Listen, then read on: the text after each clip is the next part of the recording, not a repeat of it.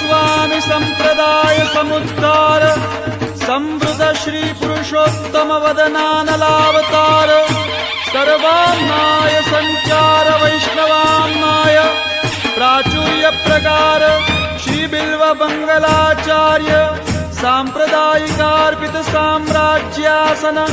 अखंड भूमंडलाचार्य चक्रचूडामणि विद्यावाचस्पति दश दिगंत विजयी श्री भागवत प्रतिपद मणिवर भावांशुभूषिता मूर्ति पदवाक्य प्रमाण पारावार पारीण भक्ति मार्गाद्य मार्तंड षड्दर्शन व्याख्यान सिंहासनाधीश्वर श्रीराजाधिराज शुद्धाद्वैत पुष्टि मार्ग प्रवर्तक आचार्य वर्य जगद्गुरु श्रीमद्वल्लभाचार्य महाप्रभु विजयते।